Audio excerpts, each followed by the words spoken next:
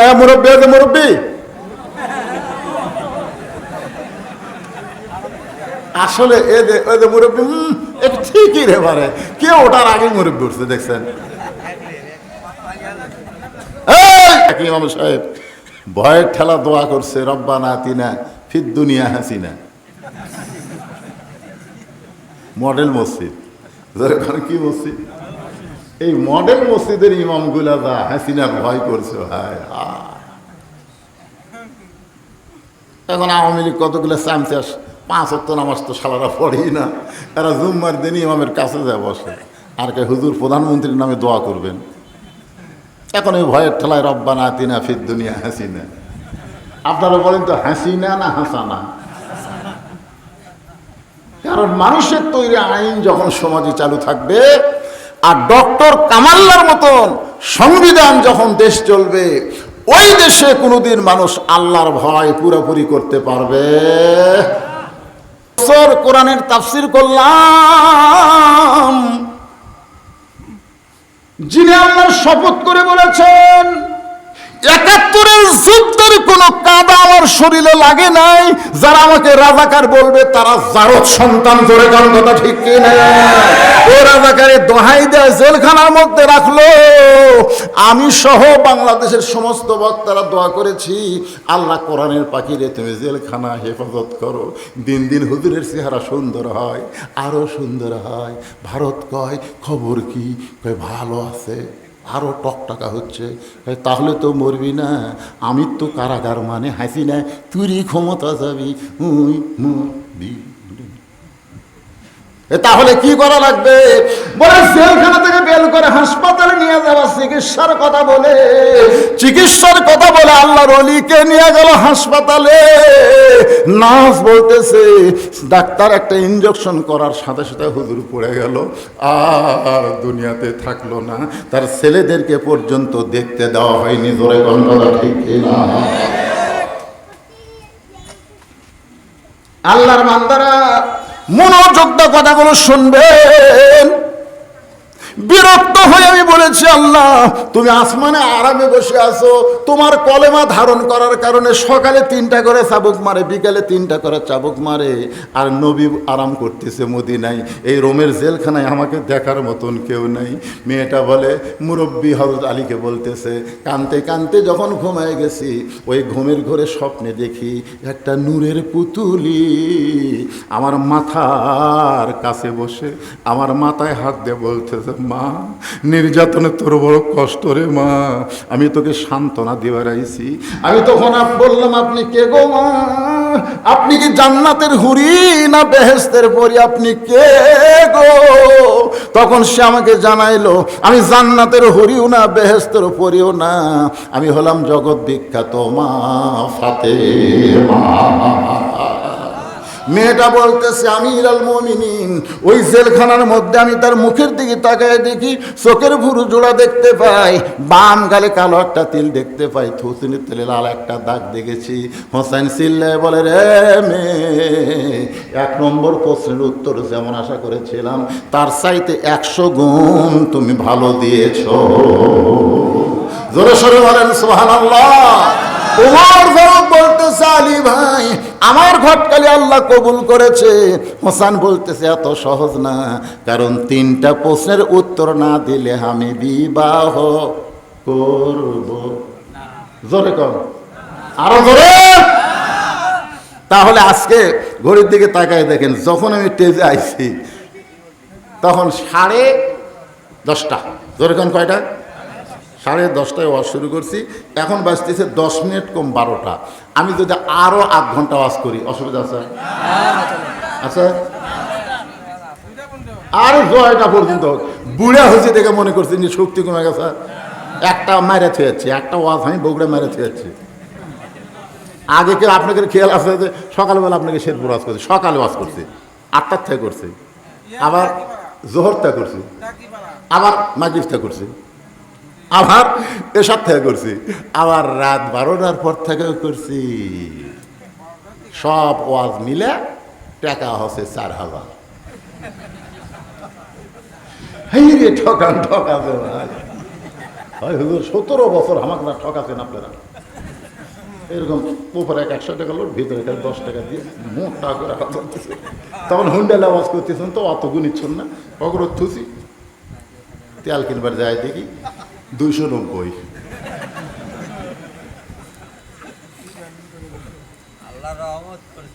41 বছর হচ্ছে ওয়াজের বয়স, এই সোলফুলগুলো জন্মই লাইনি তখন থেকে। এখনকার বক্তারা দেখবেন ঘড়ি ধরে ওয়াজ করে, 1 ঘন্টার পরে আল্লাহুম্মা আমিন।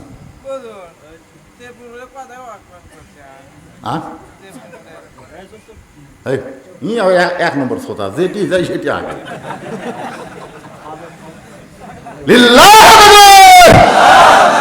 একজনকার মাথার সমস্যা, মাথার সমস্যা হলে পিছনে বসবে, আগে বসে।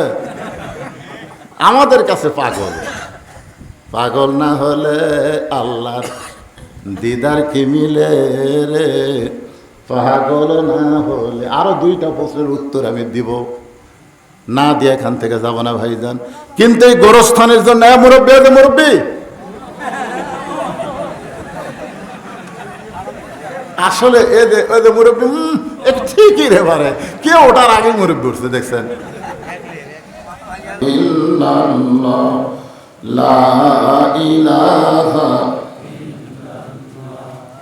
চাঁদ সূরজ আর গ্রহ তারা আল্লাহ নামের পাগল পারা। চাঁদ সূরজ আর গ্রহ তারা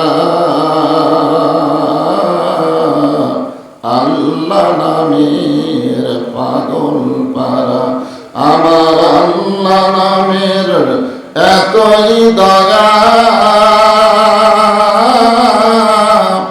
আল্লাহ নামের এতই মায়া, লুকিয়ে রাখছেন হে আল্লাহ জোরে লা ইলাহা ইল্লাল্লাহ।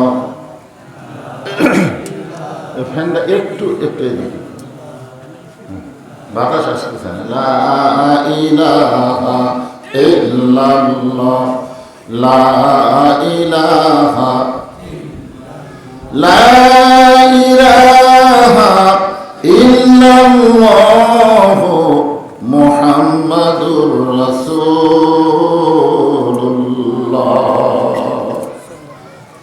রাসূলের মহব্বত আমাদের অন্তরে কম না বেশি?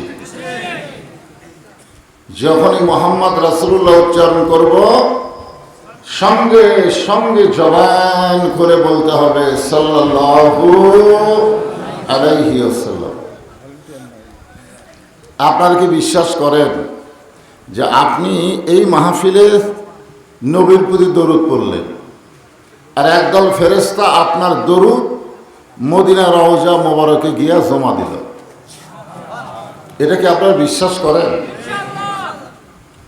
আলহামদুলিল্লাহ। চিন্তা করছেন যে দরুদ পড়লেন কোথায় আর জমা হলো কোন জায়গায়? ভাগ্যবান ব্যক্তিরাই নবীর প্রতি দরুদ শরীফ পেশ করতে পারে, ভাগ্যবানেরা। আপনি আমি কি মনে করতেছি যে আমাদের নামাজ রোজা হজ যাকাত দিয়ে আমরা জান্নাতে যাব? কেবলমাত্র নবীর সুপারিশ ছাড়া আমাদের জান্নাতে যাওয়ার কোনো যোগ্যতা নেই। আর নবী কাদেরকে সুপারিশ করবেন? একমাত্র নবীর প্রতি যারা বেশি বেশি দরুদের আমল করে। আর ইমানদাররা তো সবাই। খুব সুন্দর নাম, জান্নাতুল মাওয়া। পৃথিবীর দুটা গোরস্থান, যে দুটা গোরস্থানের নামের আগে জান্নাত শব্দ উল্লেখ আছে। একটা হলো পবিত্র মক্কায়, কাবা শরীফ থেকে উত্তর দিকে 1 কিলো। কাবা শরীফ থেকে উত্তর দিকে কয় কিলো? 1 কিলো ফাঁকে যে গোরস্থান, তার নাম হলো জান্নাতুল মাওয়া। আর একটা হলো জান্নাতুল বাকি, রাসূলের রওজা মোবারক থেকে 450 মিটার দূরে। এটা হলো জান্নাতুল বাকি। এই দুইটা গোরস্থানের আগে কি লেখা আছে? জান্নাত। তো আপনারাও মাশাআল্লাহ ওই মক্কার গোরস্থানের সাথে তাল দিয়া নাম রাখছেন জান্নাতুল মাওয়া। আল্লাহ তাআলা এই গোরস্থানকে জান্নাতুল মাওয়ার সঙ্গে কবুল করুক, জোরে কোন আমিন। গোরস্থান কমিটি কর্তৃক আয়োজিত আজকের এই ইসলামী জলসায় আল্লাহ তাআলা যিনাকে সম্মানিত সভাপতির আসনে কবুল করেছেন, আলহাজ মাওলানা মোহাম্মদ ইয়াসিন আলী মণ্ডল। আজকের এই মাহফিলের সম্মানিত সহসভাপতি জনাব আলহাজ মাওলানা আবুল হোসেন, সম্মানিত সভাপতি দ্বয়কে অন্তরের অন্তঃস্থল থেকে আমি শুভেচ্ছা জ্ঞাপন করছি। আজকের এই মাহফিলের সম্মানিত প্রধান অতিথি আপনাদেরই কৃতি সন্তান আলহাজ মোহাম্মদ দবিবুর রহমান, যিনি কিছুক্ষণ আগেই শুধু কোরআন পড়লে হবে না, কোরআন তেলাওয়াত করলে হবে না, কোরআনের সমাজ কায়েম করা লাগবে, ঠিক কিনা? অনেক আগে থেকে ওনাকে আমি জানি এবং চিনি। উনি ইসলামী আন্দোলনের একজন বলিষ্ঠ কর্মী, ঠিক কিনা বলে? বাংলাদেশে বহু ইসলামী আন্দোলন আছে, কিন্তু সব আন্দোলনের পিছনে বাতিল লাগে না। আমাদের বাংলাদেশে বহু ইসলামী দল আছে, যেরকম আছে না নাই? অনেক দল সরকারকে গালি দেয়, কিন্তু সে দলের একটা কর্মী পর্যন্ত গ্রেফতার হয়নি। আমাকে একজন বলে, হুজুর বহু ইসলামী দল, এর মধ্যে আসল কোনটা? আসলে চেনা কঠিন তো। বহু ইসলামী দল বাংলাদেশে, এর মধ্যে ওর আসল কোনটা? তো আসল কোনটা এটা বলা খুব কঠিন না। যে দলের বিরুদ্ধে বাতিল সবসময় লেগে থাকে, যে দলের নেতা কর্মীদেরকে সবসময় নির্যাতন করে, ওই দলটাই হলো আসল ইসলামী দল। এই হিসাবে সেই দলের নাম ধরার দরকার নেই। আধা কথায় আদম বোঝে, সারাত কইলেও গাধা বোঝে না, জোরে গান ঠিক কিনা? তো যাই হোক, আজকের মাহফিলে সম্মানিত ওলামাই কেরাম, মাইকের সাউন্ড একটু কমে দাও বাদান, চমচম করতেছে। সম্মানিত আল্লাহর বান্দারা, দেশ দ্বিতীয় স্বাধীনতার পরে, প্রথম স্বাধীন হয়েছিল আমরা খুব ছোট ছিলাম 71 সালে। সেই স্বাধীনতার কথা আমাকে খুব একটা মনে নাই, কিন্তু এইবারে যেটা হলো 5ই আগস্ট, এই স্বাধীনতা পাওয়ার পরে আপনাদের শেরপুরে আমার এটা প্রথম মাহফিল। আমি আমার অন্তরের অন্তঃস্থল থেকে আপনাদের সবাইকে শুভেচ্ছা জ্ঞাপন করছি। সম্মানিত মা বোনেরা, পর্দার অন্তরালে বসে বসে যারা আলোচনা শুনতেছেন, আপনাদেরকেও শুভেচ্ছা জ্ঞাপন করে এই মুহূর্তে জিজ্ঞাসা করতেছি, আপনারা সকলে কেমন আছেন? আলহামদুলিল্লাহি রাব্বিল আলামিন।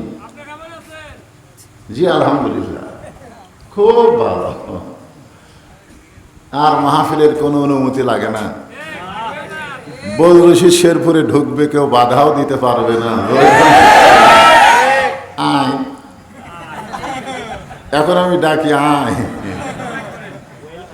তো এইরকম পরিবেশে খারাপ থাকার কোনো কথা না, আলহামদুলিল্লাহ। তবে আমরা আরো ভালো থাকবো। কখন? আমরা কিন্তু মুজিবের বাংলাদেশ দেখছি, জোরে কারণ ঠিক কিনা? আমি দেখছি, আপনার অনেকে হয়তো ছোট ছোট ছেলে ফেলে তারা দেখেনি। আমরা জিয়ার শাসনও দেখছি, আমরা এরশাদ চাচার শাসনও দেখছি, আমরা বেগম খালেদা জিয়াকে দেখছি, হাসিনাকে দেখছি, তারপরে ভোরসোরের 16 বছর দেখছি, জোরে কারণ ঠিক কিনা? সব দেখা আমাদের শেষ। এখন আগামীতে দেখব আমরা আল্লাহর কোরআনের বাংলাদেশ। জোরে বলেন। খালি কোরআনের ওয়াজ শুনলে হবে না, বাস্তবে আল্লাহর কোরআনটা কি এইটা আমাদের দেখা দরকার। জোরে কোন ঠিক কিনা? আমি গোরস্থানকে লক্ষ্য রেখে পবিত্র কোরআনে একটা আয়াত তেলাওয়াত করছি। এই আয়াতের শেষে বলা হয়েছে লা তামুতুন্না, মৃত্যুবরণ করো না, ইল্লা ওয়া আনতুম মুসলিমুন, যতক্ষণ তোমরা মুসলমান না হবে। মুসলমান হয়ে যদি আমরা মরতে চাই, বর্তমানে যে পরিবেশে আমরা চলতেছি, এই পরিবেশে মরা গেলে মুসলমান হয়ে মরা খুবই কঠিন। মুসলমান নাম নিয়ে মরতেছি, কিন্তু মুসলমান হয়ে যে মরতেছি তার কোনো গ্যারান্টি। আমরা মুসলমান হয়ে মরার গ্যারান্টি যদি চাই, আল্লাহর আইনের বিকল্প কোনো রাস্তা নাই। এই জন্য আল্লাহ বললেন, আমাকে যারা বিশ্বাস স্থাপন করেছ, ইয়া আইয়ুহাল্লাযীনা আমানু, আমাকে যারা বিশ্বাস স্থাপন করেছ। আমরা সবাই আল্লাহকে বিশ্বাস করি, করি না? যখন করি কি করি না? সাহাবীরা জিজ্ঞাসা করলেন, হুজুর বিশ্বাসটা কি? লা ইলাহা ইল্লাল্লাহ মুহাম্মদ রাসূলুল্লাহ বললি কি বিশ্বাস? আল্লাহ রাসূল বললেন, ইকরার বিল লিসান, জবানে বলতে হবে লা ইলাহা ইল্লাল্লাহ। এটা বলা কিন্তু কঠিন না। এটা যুদ্ধের সময় অনেক হিন্দুরাও পর্যন্ত বলেছে, অনেক হিন্দুরাও লা ইলাহা ইল্লাল্লাহ জিকির করছে। কারণ পাকিস্তানে আর্মি দেখলে ভয়ের ঠেলায় লা ইলাহা ইল্লাল্লাহ, লা ইলাহা ইল্লাল্লাহ। এখন আর্মিরা কইছে বিলকুল ঠিক হয়, ঠিক হয়, ঠিক হয়। আমার এলাকার এক হিন্দু বলেছে মুসলমানের কলমার দাম আছে। আমি বললাম, আপনি হিন্দু হয়ে কলমার দাম কেমনে বুঝলেন? বলে, যুদ্ধের সময় বুঝেছি। এই কলমা করার কারণে আর্মিরা গুলি করে নাই। আমি বললাম, দাদা, শুধু কলমা মুখে রাখার কারণে আর্মির গুলির থেকে যদি বাঁচতে পারেন, তাহলে এই কলেমা যদি কলিজার মধ্যে জায়গা দিতেন, তাহলে জাহান্নামের আগুন থেকে আল্লাহ আপনাকে বাঁচায় দিবে। কলিজার মধ্যে জায়গা দেওয়াকে বলা হয় তাসদিক বিল জেনান। তাসদিক বিল জেনান যখন অর্জন হবে, ওই মানুষটা বাতিলের কাছে আফসোস করবে না। দরকার হলে ফাঁসির মঞ্চেও যাবে, কিন্তু রাষ্ট্রপতির কাছে বাঁচার দরখাস্ত লেগবে না। জোরে কোন ঠিক কিনা? আমরা এরকম দেখিনি। এই যে গজল গাইল, গজলটা ঠিক মতো গাবার পারেনি, তাও তো গাইছে। আপনারা কিছুটা হয়তো বুঝেছেন। যাদেরকে অন্যায়ভাবে ফাঁসি দেওয়া হলো, প্রধান বিচারপতি এসকে সিনহা বলেছে, একজন অপরাধ নয়, সমস্ত ফাঁসি হয়েছে হাসিনার অর্ডারে। বাংলাদেশে কোনো বিচার ছিল না, বিচারের নামে প্রহসন ছিল। ধরে কোন কথা ঠিক কিনা? কোনো বিচার ছিল না, কোনো বিচার বাংলাদেশে ছিল না। প্রত্যেকটা বিচারক পর্যন্ত হাসিনার কথা মতো চলতো। ধরে কোন ঠিক? এইরকম একটা অবস্থায় কোরআনে এই পাখিগুলোকে ফাঁসির মঞ্চে নিয়ে গেছে। উকিল অবশ্য বলেছে রাষ্ট্রপতির কাছে বাঁচার দরখাস্ত করেন। তারা একটা কথাই বলেছে, জীবনে বহু রাষ্ট্রপতিকে মরা দেখছি, যারা নিজেরাই মরে তাদের কাছে কোনো ইমানদার বাঁচার দরখাস্ত লিখবে না। জোরে কোন কথা ঠিক? তার মানে কি বোঝা গেল? অন্যায় অত্যাচার বাতিলের কাছে মাথা নত না করার নামই হলো তাসদিক বিল জেনান, কলিজার মধ্যে ঈমান। আমাদের ঈমানটা কোন জায়গায় রাখা লাগবে? এরপরে রাসূল বললেন, আমল বিল আরকান, কলিজার মধ্যে ঈমান রাখার পরে ঈমান অনুযায়ী আমল করতে হবে। ঈমান অনুযায়ী যদি আমল করতে চাই, নিজের ইচ্ছা মতো করলে হবে না। আল্লাহ কোরআনে বলেছেন, মা আতাকুমুর রাসূলু ফাখুযুহু ওয়া মা নাহাকুম আনহু ফান্তাহু। আমার নবী যেটা করেছেন সেটা করা লাগবে, নবী যেটা নিষেধ করেছেন সেটা করা যাবে। এ বাবা, এই এখন আসলে কি করতে চায়?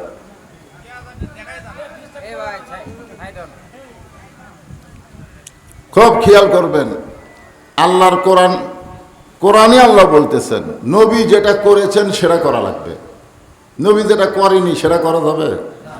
আজকে নবীর করা বাদ দেয় নিজেরাই আমরা অনেক কিছু করতেছি আর মনে করতেছি এটাই ইসলাম। এটা ইসলাম না। ইসলামটা একটা সীমানার মধ্যে থাকতে হবে। সীমানা খুব খেয়াল করবেন, সীমানার ভিতরেই ইসলামকে চর্চা করতে হবে। সীমানাটা কি? আত্তাকুল্লাহ। খুব খেয়াল করবেন, সীমানাটা হচ্ছে কার ভয়? আল্লাহর ভয়। জোরে বলেন, কার ভয়?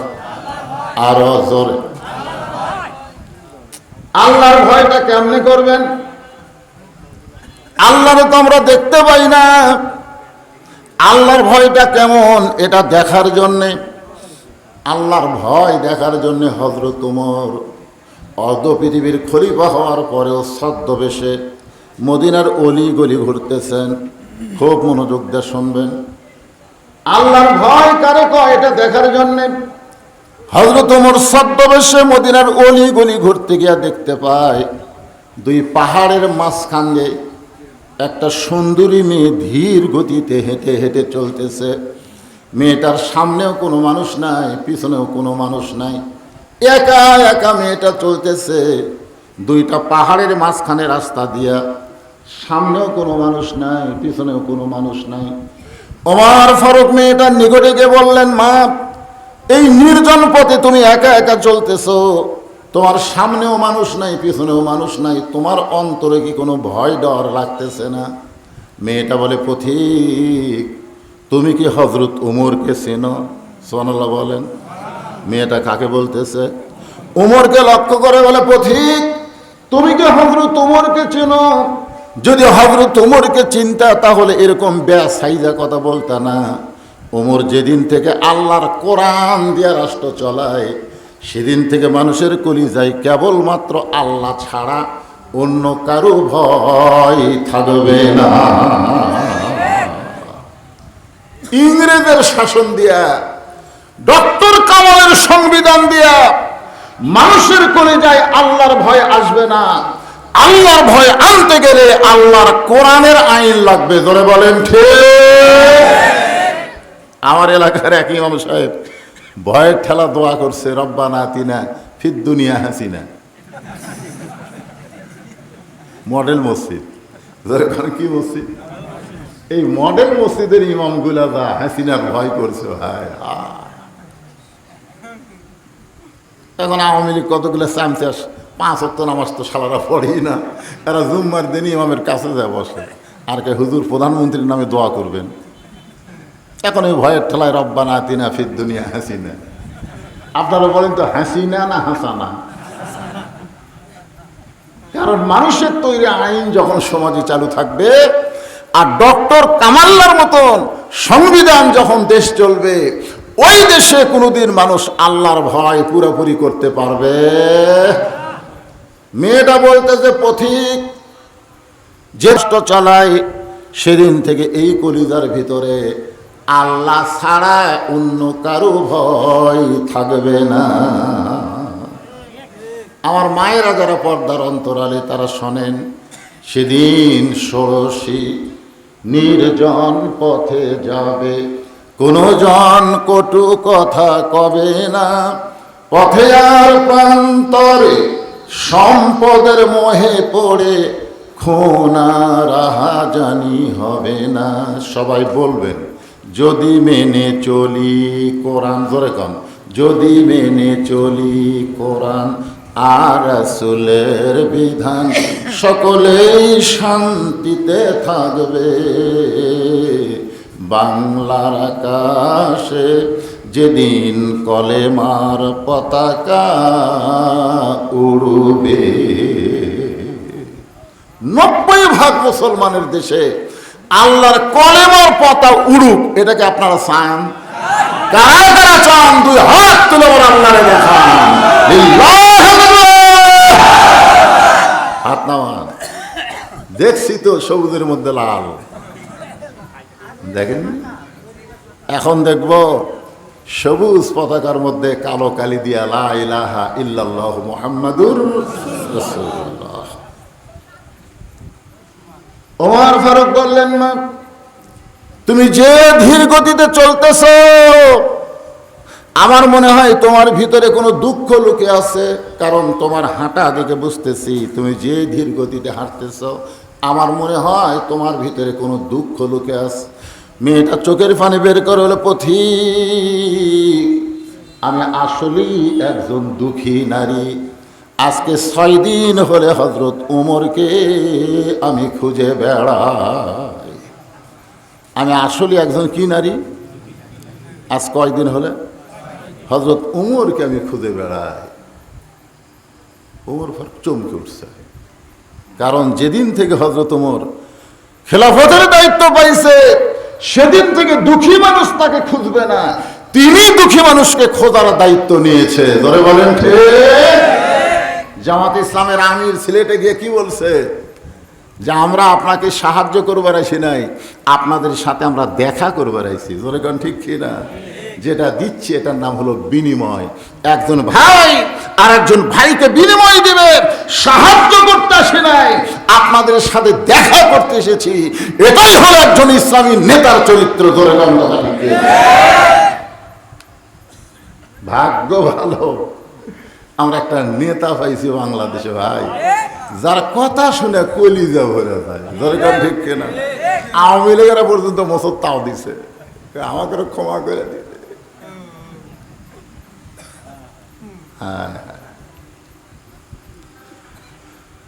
মেয়েটা বলতেছে, পথিক আমি আসলে একজন দুঃখী নারী, আজকে 6 দিন হলে হযরত ওমরকে খুঁজে বেড়াই, যদি ওমরকে খুঁজে পাই তাহলে আমার দুঃখের কথা একটু বলবার চাই।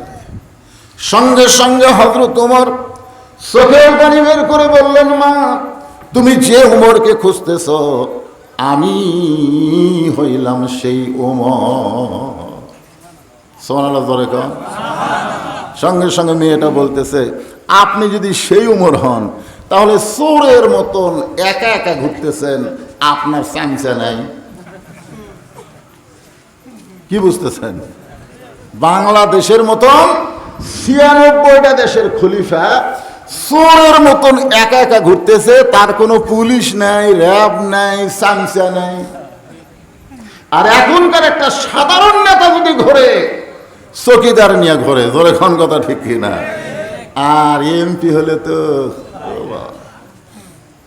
তোরা জনগণের বন্ধু, সব কয়টা 5 তারিখে পলাছে। জোরে কোন কথা ঠিক কিনা? এরা শেরপুরের মজনু হাবিব কোথায়? এখন গেছে ওমরা করবে।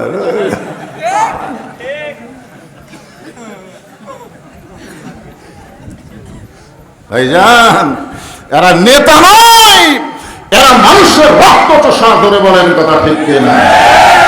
নেতা পুলিশরা ঘোরা লাগবে? চোরের মতন একা একা ঘুরতেছেন, আপনার কোনো র্যাব নেই, পুলিশ নেই, চামচা নেই। ওমর ফারুক চোখের পানি বের করে বলে, মা চামচা পালার টাকা কোথায় পাবো? মেয়েটাকে বলতেছে, একটা চামচা পালবার গেলে যে টাকা লাগে সেই টাকা আমি কোথায় পাবো?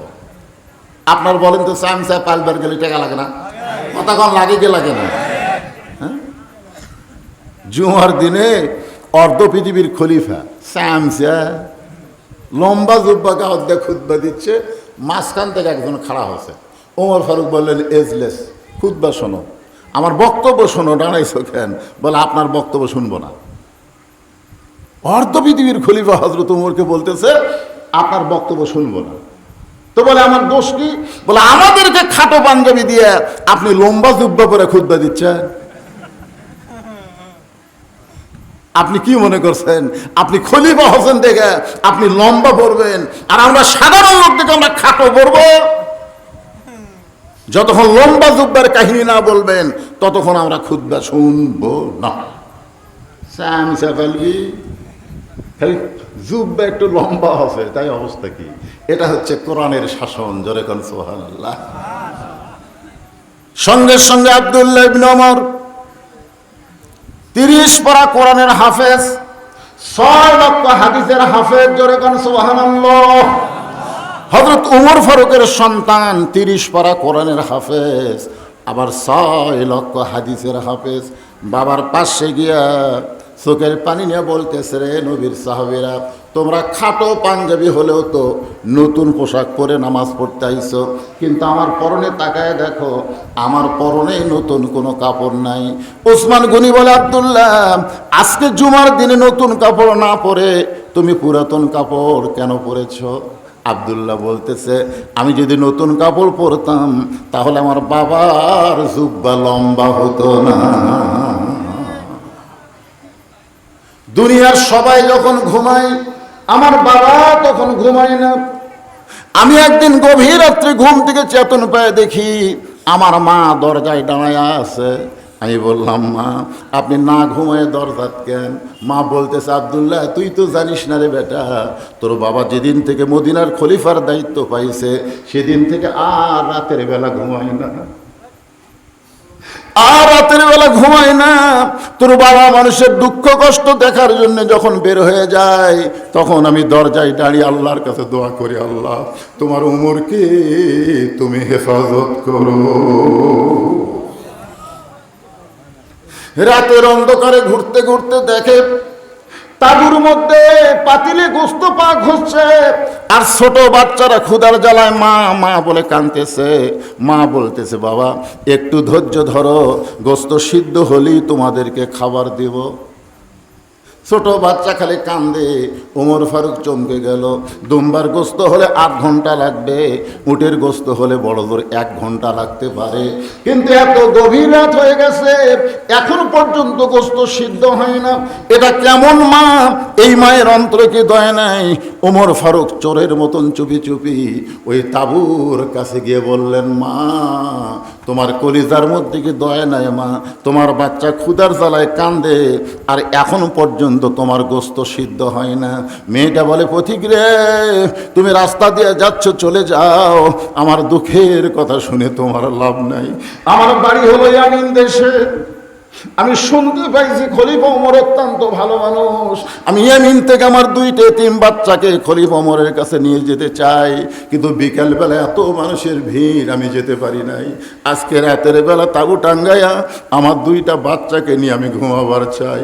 আগামীকাল সকালবেলা ওমরের দরবারে যাব, কিন্তু আমার 2টা বাচ্চা ক্ষুধার জ্বালায় বারবার যখন কান্দে, আমি মা হইয়া তখন কি করব? পাতিলে পাথর আর পানি দিয়া নিচে আগুন জ্বালায় বলতেছি, বাবা, সিদ্ধ হলেই তোমাদের খাবার দেব।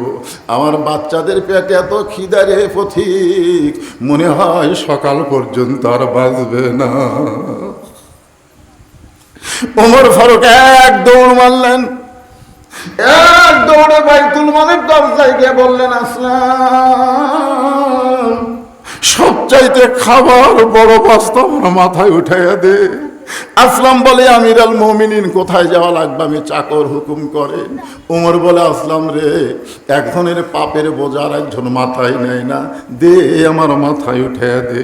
খাবার বস্তা মাথায় উঠাইয়া দিলে ওমর ফারুক যখন পাগলের মতন দৌড়াই, আসলাম পিছন থেকে বলে, আমির আল মুমিনিন, পড়ে যাবেন, বস্তা নিয়ে পড়ে যাবেন, কষ্ট হবে। ওমর কান্দার বলে, আসলাম রে, সময় মতো যদি যাবার না পারি, ওমরকে আল্লাহ জাহান্নামের আগুনে পুড়াইয়া ফেলবে। আত্তাকুল্লাহ, আল্লাহর ভয় কারে কয়? এক দৌড়ে তাঁবুর কাছে গিয়ে বললেন, মা, রুটি আর হালুয়া তৈরি করো, রুটি আর হালুয়া তৈরি করো।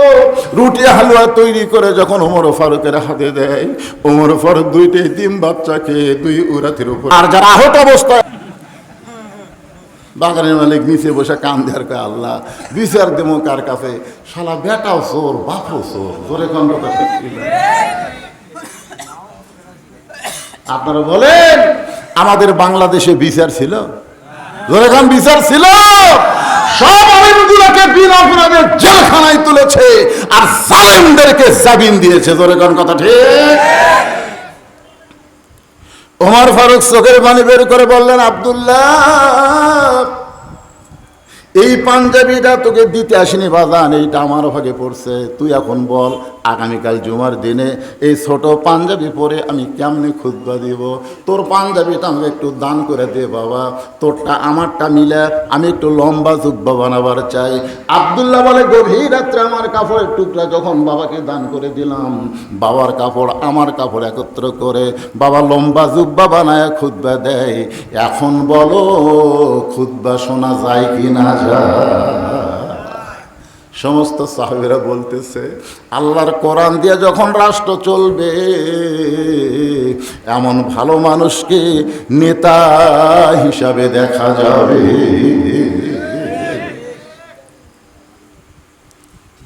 ওমর ফারুক বললেন, মা কি দুঃখে 6 দিন হলে তুমি আমাকে খুঁজতেছো? তুমি যে আমাকে 6 দিন হলে খুঁজতেছো, তোমার দুঃখটা কি? মেয়েটা বলতেছে, আমির আল মুমিনিন, আমার জীবনে সবচাইতে বড় দুঃখ হলো আমি 6 বছর বয়সে ঈমান গ্রহণ করেছি। খুব খেয়াল করবেন, 6 বছর বয়সে ঈমানের কলেমা পড়িনি, 6 বছর বয়সে ঈমান গ্রহণ করছি। বাংলাদেশের মুসলমানেরা ঈমানের কলমা পড়ছে, ঈমান গ্রহণ করেনি। ঈমান গ্রহণ করে কেউ যদি কবরে যায়, বিশ্বাস করুন তার কবর কবর থাকবে না, তার কবর আল্লাহর জান্নাত হয়ে যাবে। জোরে বলেন কথা ঠিক কি না? নামও রাখছেন জান্নাতুল মাওয়া, হয়েও যাবে জান্নাত। ঈমান গ্রহণ করে আপনি কবরে যান না কেন? ঈমান গ্রহণ করলে 1 নম্বর আমল কি জানেন? ঈমান গ্রহণ করার সাথে সাথে 1 নম্বর আমল হচ্ছে নামাজ। লা সালাতা লা ঈমানা, যার নামাজ নাই তার ঈমান নাই। এখন আপনারা গোরস্থানে যাবেন, নামাজ ছাড়া না নামাজ লিয়া? তাহলে নামাজ লিয়া কবরে যান। মুনকির নাকির এসে বলতেছে মান রব্বুকা, নামাজ আপনি তো শুয়েই থাকবেন, ঠিক আছে, ডাঁটে শুয়ে থাকবেন।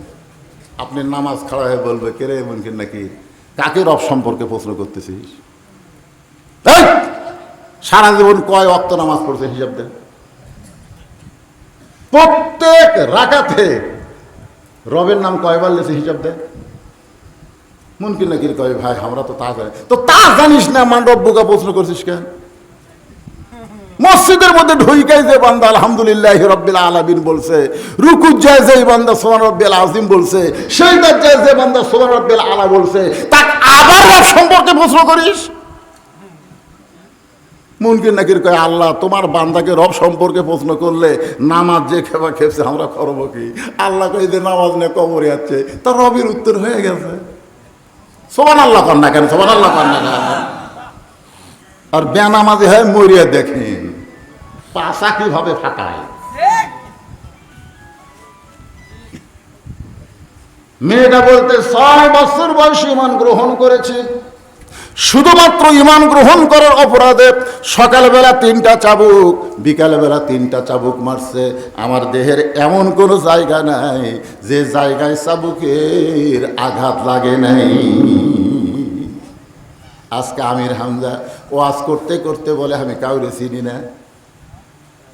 ওয়াজ করতে করতে বলে আমি শূন্যের উপর বসে আছি, তার সামনে নিজের লোক যায়, আমি তো চিনবার পাই না। কেন পাই না? কারণ 3টা বছর তাকে এত নির্যাতন করেছে। শুধুমাত্র কোরআনের কথা বলার কারণে, হক কথা বলার কারণে মামুনুল হককে এত নির্যাতন করেছে। জেলের মধ্যে চেয়ারে বসে তাকে হাজরা দেওয়া লাগছে। বলে বলেন ঠিক কিনা? শিবিরের একটা সভাপতিকে 55 দিন রিমান্ডে নিয়েছে, এত নির্যাতন করেছে। অপরাধ একটাই, তারা ঈমানকে গ্রহণ করেছে। ঈমান গ্রহণ করার কারণে সকালবেলা 3টা করে চাবুক, বিকালবেলা 3টা করে চাবুক। আমার দেহের এমন কোনো জায়গা নাই যে জায়গায় চাবুকের আঘাত লাগে নাই। আমির আল মুমিনিন, আমি রোমের জেলখানার মধ্যে বন্দী ছিলাম। আপনি যখন রোম পারস্য দখল করছেন, তখন আপনি ঘোষণা করে দিলেন যখন মুসলমান কোনো রাষ্ট্র দখল করবে, ওই রাষ্ট্র তখন আল্লাহর কোরআন দিয়া চলবে। সুবহানাল্লাহ বলে। আর আল্লাহর কোরআন দিয়ে রাষ্ট্র চললে সেই রাষ্ট্রে কোনো জেলখানার দরকার হবে। সমস্ত জেলখানার দরজা মুক্ত করে দিলেন। আমি রোমের জেলখানা থেকে মুক্ত হয়ে আজকে 6 দিন হলে 2 পাহাড়ের মাঝখানে ঘুরতেছি। যদি আপনার দেখা পাই তাহলে আপনার কাছে এই দুঃখী মেয়েটা একটু আশ্রয় চায়। ওমর ফারুক বললেন, মা আমি তোমাকে আশ্রয় দিবার পারবো না, তবে আল্লাহর কোরআন তোমাকে অধিকার দিয়েছে। সুবহানাল্লাহ বলেন। আপনারা বলেন তো, মুসলমানের অধিকার আল্লাহর কোরআনে আছে না নাই? যেদিন কোরআনের সমাজ চলবে সেদিন একটা গরিবও, বিশ্বাস করেন, গরিবেরা তা শান্তি পাবে ভাই। একটা গরিবও ধনীর বাড়ি যাওয়া লাগবে না। আমার কথাতেই খেয়াল করেন, যেদিন এই কোরআন দিয়ে বাংলাদেশ চলবে, আপনারা যারা গরিব আছেন আপনারা খালি দরজা খুলে বসে থাকবেন, খালি দরজা খুলে চেয়ারে বসে থাকবেন। একটা গরিবও ধনীর বাড়ি যাওয়া লাগবে না, বরং প্রত্যেকটা ধনীরা গরিবের বাড়ি আসা ফরজ হয়ে যাবে। ধরে কথা ঠিক না? তোর 2.5 টাকা গরিবক না দিলে কি খবর আছে? কোরআন দিয়ে যখন রাষ্ট্র চলবে, 1 নম্বর শর্ত হলো আকামুস সালাত, 2 নম্বর আতাও যাকাত। আগে নামাজ কায়েম করো, তারপরে যাকাত কায়েম করো। ধরে কথা ঠিক না? 1 লাখ টাকা যার আছে, 2,500 টাকা গরিবের কাছে আসবে। 1 কোটি টাকা যার আছে তার খবর কি? এইরকম এক ব্যাগ টাকা নেয়, এক ব্যাগ টাকা নেয়, ঘুরতেছে 6 দিন, 7 দিন গরিব নেই। যেটি টাকা দেওয়ার যায় দরজা বন্ধ করে। গরিব কয়, মাফ করো ভাই, আল্লাহ আমার রিজিকের ফয়সালা করছে। ওমা মিন দাব্বাতিন ফিল আরদি ইল্লা আলাল্লাহি রিজকুহা। ভাই যাকাতের টাকা আমি খাবো না ভাই। ওই 6 দিন হলে 7 দিন হলে ঘুরতেছে, একটা লোক যাকাত নেয় না। দেখেন আল্লাহর কাছে কান্দে, আর আল্লাহ তুমি আমাকে গরিব করো, আল্লাহ এই ধনী হয়ে আমি বিপদত পড়েছি, আর কত ঘুরব। ঘুরতে ঘুরতে মরুভূমি এলাকায় যায়, দেখে গাছের ছায়ে একজন বস্তা মাথার দিয়ে ঘুম পাড়তেছে। বেয়া গেল, মনে করছে যাকে গরিব পাচ্ছি রে, টাইনে সালাম মারছে, আসসালামু আলাইকুম। বস্তাওয়ালা লাভ ধরে, আলহামদুলিল্লাহ। ভাই তোকে সালাম দিলাম, তুই আলহামদুলিল্লাহ করিস কেন? কই 15 দিন হলে 1 বস্তা টাকা নিয়ে ঘুরতেছি, গরিব নাই। তোকে দেখে আল্লাহর শুকর আদায় করছি, টাকার বস্তাটা লেতো। হায় হায় রে, কি অবস্থা রে! আমি ঘুরি 7 দিন, এই ঘুরে 15 দিন, তুই গরিব। আল্লাহর কোরআন দিয়ে যখন বাংলাদেশ চলবে, বাংলাদেশে কোনো গরিব থাকবে না। আল্লাহ রহমত বরকত দিয়ে গোটা বাংলাদেশে বরকতে পরিপূর্ণ করে দেবে। আমরা গরিব, যে দেশের আকাশ দিয়ে পাখি উড়ে গেলে, পায়খানা করলে, মাটিতে পড়লে 7 দিন পর একটা গাছ হয়। আমার এলাকার কেড়ে এত জামের গাছ কুত্তা হলো রে, আমি লাগাইনি, ওই পাখির গুয়ে হচ্ছে। চিন্তা করছেন, যে দেশে পাখির পায়খানাতে জামের গাছ, লেওয়ার গাছ হয়, সেই দেশে আমরা গরিব। এই দিয়ে গল্প করে কে ভাই, অনেকদিন পর শেরপুর আসছে রে, একটু সাইটা ছুঁয়ে যায়।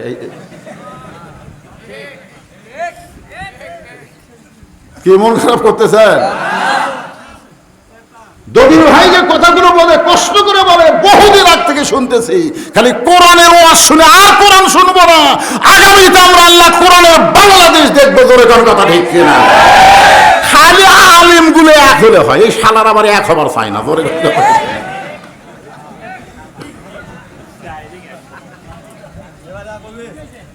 আল্লাহ আল্লাহ, দোয়া করতে করতে হাত একের ক্ষয় লেগে গেছে। বা একটু মনোযোগ দিয়ে শোনেন।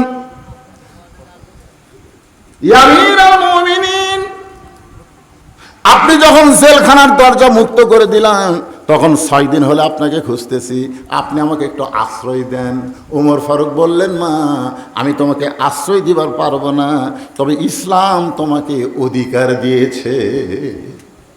মায়েরা যারা পর্দার অন্তরালে বসে আছেন, শোনেন, ইসলামের কি অধিকার? আজকে মেয়েরা বলে, যদি কোরআন দিয়ে বাংলাদেশ চলে, আমাকে কি মার্কেট করবে দিবি?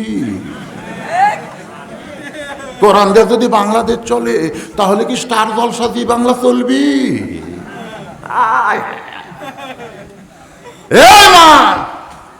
যেই ভারত 400 বছরের পুরাতন বাবরি মসজিদ ভাঙ্গা ওই জায়গায় রাম মন্দির বানাচ্ছে, সেই ভারতের কোন চ্যানেল ঘৃণা করেই তো দেখা চলে না। ভারত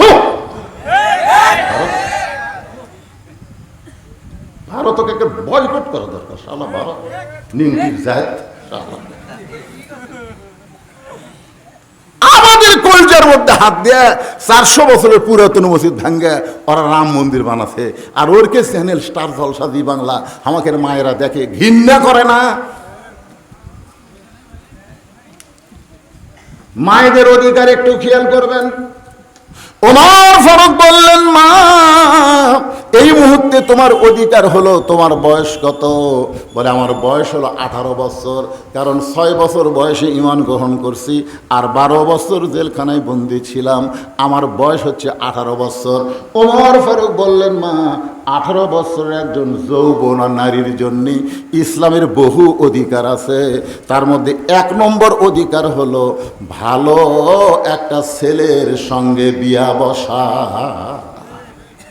কি ছেলে? যদি বলতো সুন্দর ছেলে, তাহলে আমার মতন কালা কোনোদিন বউ পাইতাম না। কিন্তু কথার মধ্যে মারেফত আছে ভালো। আমি 4-5টা মেয়ে দেখছি, মেয়ে তো পছন্দ করার দূরের কথা, মেয়ের মাই আমার পছন্দ করে না। এই কালোর সাথে বিয়ে দিয়ে বাচ্চা কাছে সব কালো হবে। শেষ পর্যন্ত আব্বা বলো, বা তোর ব্যান বিয়ে হয় না রে। আব্বা আপনি নিজেই যাই দেখেন, যে মেয়ের বাপ রাজি হবি। আমার শ্বশুর বুঝলো যে ছেলেটা ভালো, কালো দেখেনি রে, ভালো দেখেছে, ভালো দেখে আমার সাথে বিয়ে দিছে। এখন মেয়েটি সুখী আছে, সুখে নাই? এই জন্য ওমর ফারুক বললেন, মা 1 নম্বর অধিকার হলো ভালো একটা ছেলের সাথে বিয়া বসা। ভালো যেই ছেলে মহারানা নগদ দিবে, ডিমান্ড দিবে না, ওইটাই হলো ভালো ছেলে। জোরে কোন কথা ঠিক? এখন আপনাকে শেরপুরের খবর কি? ভালো আছে? মহারানা দেওয়া কি ফরজ? জোরে কোন মহারানা দেওয়া কি ফরজ? আর ডিমান্ড নেওয়া কি হারাম? জোরে কোন ডিমান্ড নেওয়া কি? যেই ছেলেটা মহারানা ফরজ নগদ দিবে, ডিমান্ড নেবে না, এমন একটা ভালো ছেলের সঙ্গে তোমার বিয়া বসা প্রথম অধিকার, কারণ তোমার বয়স হচ্ছে 18 বছর। ওমর ফারুক বললেন, মা তোমার কোনো অভিভাবক নাই, তুমি ভালো ছেলের খবর কোথায় পাবা? আমি তোমাকে একটা ছেলের খবর দেই, দেখো তো ছেলেটা পছন্দ হয় কিনা। ওমর ফারুক বললেন, ছেলেটার বয়স হলো 22 বছর। মনোযোগ দিয়ে শুনবেন, বয়স কত? ছেলেটার নাম হলো আব্দুল্লাহ, 30 পারা কোরআনের হাফেজ, 6 লক্ষ হাদিসের হাফেজ। বাপের নাম হলো আব্দুল্লাহ, লম্বাই হলো 5 ফুট 6 ইঞ্চি। এই ছেলেটাকে যদি বিয়ে করিস মা, তাহলে তোর জীবনটা বলো শান্তিময় হয়ে যাবে। মেয়েটা বলতেছে, আমির আল মুমিনিন, আপনি আমারে কইলেন একটা ভালো ছেলের সঙ্গে বিয়া বসা, আপনি কিন্তু আমাকে বলেছেন ভালো একটা ছেলের সঙ্গে বিয়া বসা, তাহলে আপনার আব্দুল্লাহর চাইতে ভালো কোনো ছেলে কি দুনিয়াতে নাই? ওমর ফারুক বললেন, মা আমার 2 চোখে আমার আব্দুল্লাহর চাইতে ভালো কোনো ছেলে চোখে পড়ে না। মেয়েটা বলতেছে, আমির আল মুমিনিন, আমার কাছে ভালো একটা ছেলের খবর আছে। ছেলেটার মায়ের নাম হলো ফাতেমা, বাবার নাম হলো হযরত আলী, নানার নাম হলো মুহাম্মদ রাসূলুল্লাহ, আর ছেলেটার নাম হইল হোসাইন। এখন আপনি বলেন, আপনার আব্দুল্লাহ ভালো না হোসাইন ভালো? এই 2টার মধ্যে কোনটা ভালো? ওমর ফারুক বললেন, মা আমার আব্দুল্লাহর চাইতে 100 গুণ হোসাইন ভালো। মেয়েটা বলতেছে, হোসাইনের মতন ভালো ছেলে থাকতে আপনার আব্দুল্লাহর সঙ্গে বিয়া বসবো কেন? ওমর ফারুক মেয়েটাকে আশ্রয় দিয়া এক দৌড়ে হযরত আলীর বাড়ির দরজায় সালাম দিলে হযরত আলী দরজা খুলে দেয়। আমির আল মুমিনিন, খবর কি? বলে, তোমার হোসেনের জন্য একটু ঘটকালি করবার চাই। আলী বলতেছেন, আপনার মতন মহান ব্যক্তি যদি ঘটকালি করে তাহলে মেয়ে অবশ্যই ভালো হবে। ওমর ফারুক বলে, মেয়েটার 1 নম্বর গুণ হলো ইন্নাল্লাযীনা ক্বালু রাব্বুনাল্লাহু সুম্মা ইসতাকামু তাতানাজ্জালু আলাইহিমুল মালাইকা আল্লা তাখাফু ওয়া লা তাহজানু ওয়া আবশিরু বিল জান্নাহ লিল্লাহি। ওমর ফারুক মেয়েটার 1 নম্বর গুণ আল্লাহর কোরআন দিয়ে তেলাওয়াত করে শোনালেন। মেয়েটার 1 নম্বর গুণ হলো 6 বছর বয়সে ঈমান গ্রহণ করেছে, 12 বছর তাকে নির্যাতন করেও ঈমান হারা করতে পারে নাই। মেয়েটার 2 নম্বর গুণ সকালবেলা 3টা চাবুক, বিকালবেলা 3টা চাবুক সহ্য করেছে, এরপরেও ঈমান হারা হয় নাই। মেয়েটার 3 নম্বর গুণ হলো আমার আব্দুল্লাহর সঙ্গে বিয়া দিবার চাইলাম, কিন্তু মেয়েটা আমার আব্দুল্লাহরে পছন্দ করে না। ওমর ফারুক বলতেছে, আমিরুল মুমিনিন, এমন একটা মেয়ে যদি হোসেনের বউ হয় তাহলে আমার জীবন ধন্য হবে, আমার হোসেনের জীবনটাও আল্লাহ ধন্য করে দেবে। ওমর ফারুক বললেন, আলী রে, আমার ঘটকালে আল্লাহ কবুল করেছে। এই বলে হযরত আলীর সঙ্গে যখন কোলাকুলি করে, এমন সময় হোসেন ঘর থেকে বের হয়ে সালাম দে, বলে, মুরব্বী, আপনার দুইজন যেভাবে কোলাকুলি করতেছেন মনে হয় বিয়ে আপনারাই করবেন। আপনারা বলেন তো হযরত উমরের রাগ কম না বেশি? অত্যন্ত রাগী মানুষ, কিন্তু রাগ না করে বললেন, হোসেন, আমি তোমার মুরব্বী, তোমার বাবাও তোমার মুরব্বী, আমরা 2 মুরব্বী মিলে যদি কোনো কাজ করি তুমি কি সেইটা গ্রহণ করবে না? হোসেন বলতেছে, বিয়ার ব্যাপারে মুরব্বী চলবি। এই ছেলেরা খুব খেয়াল করবা, বিয়ার ব্যাপারে কিন্তু মুরব্বী চলবি না। আমার এলাকার এক বুড়ে 10-15টা বউ দেখছে, এখন মধ্যে বেটা বিয়ে করার পারেনি। আমি গেলাম, কে চাচা খবর কি? দেখতেছি বা এ পর্যন্ত কয়টা দেখছেন? বলে 10-15টা দেখছি। কিভাবে দেখছেন? লাড়া ছাড়া দেখছি, লাড়িয়া ছাড়া দেখছি, মাথা লাড়ে, চুল লাড়ে, লাড়তে লাড়তে বুড়ে লুচ্চা হয়ে গেছে। তোর কথা দেখেন, ওই বেটা বিয়ে করাবি, ওই আরো লাগবি, আরো লাগবে। হোসেন বলতেছে, আপনি আমার মুরব্বী, আমার বাবাও মুরব্বী, আপনাদের 2 মুরব্বীকে আমি জানি, সম্মান করি, কিন্তু আসল মুরব্বী হিসাবে কেবলমাত্র আমার নানাকে আমি মানি। নবী ছাড়া অন্য কাউরে মুরব্বী মানা যাবে না। মিয়ারে হক, হকের মাপকাঠি একমাত্র আল্লাহর নবী। জোরে কথা বল না, আপনি আমার মুরব্বী, আমার বাবাও মুরব্বী, আমি জানি, সম্মান করি, কিন্তু আসল মুরব্বী হিসাবে আমার নানাকেই শুধু আমি মানি। আমার নানা ছাড়া অন্য কেউ মানার মতো নাই। এই জন্য আল্লাহ কোরআনে বললেন, মা তাকুমুর রাসূলু ফাখুযুহু ওয়া মা নাহাকুম আনহু ফান্তাহু। ওমর ফারুক বলে, হোসেন, তুমি কি বুঝাবার চাও? হোসেন বলতেছে, আমিরুল মুমিনিন, মনে কষ্ট নিয়েন না। একদিন আমি স্বপ্নে দেখলাম নানা ঘরের মধ্যে আরাম করতেছে। আমি এখন দরজা গিয়া বললাম, নানু ভাই, আমি হোসেন একটু আপনার কাছে যাবার চাই।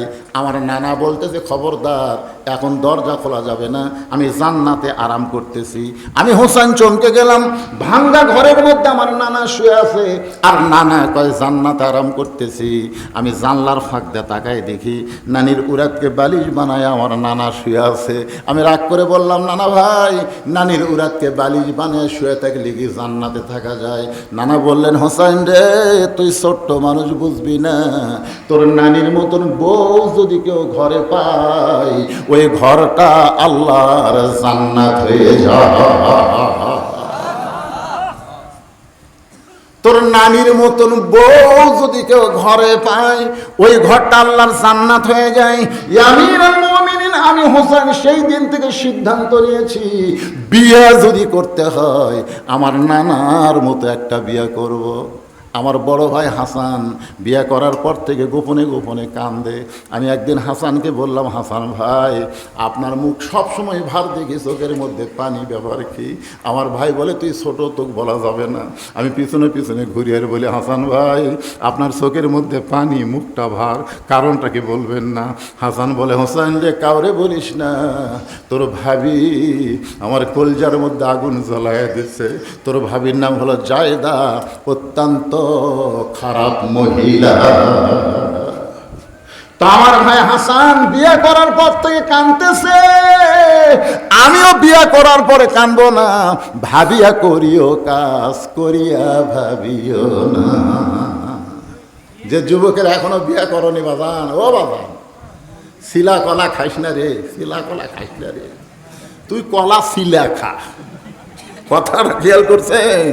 শিলা থসে খাস না রে বাবা, মাছি পড়িছে, মশা পড়িছে, ধুলাবালি পড়ছে, বা খাস না রে, তুই কলা লিয়া শিলা খা। আমার কথাটি বুঝতে পারছেন? ব্রয়লার মুরগি খাস না রে, দেশি মুরগি খা। বলে কোন কথা ঠিক কি? মুরগি না খেলে কি হবে? ব্রয়লার খান না। দেশি দেখছেন, আপনাকে দেখলে মারবে দৌড়। আপনি তাকায় দেখেন আঁধরা ফাঁদরা সব ফৌরিয়া দেওয়া ঢাকা। হাই রে ভাই, আপনার কাছেও থাকবি না, দৌড় মারবি সব ঢাকা। আর ব্রয়লার মুরগি গেলে ওটি ধরে ওটি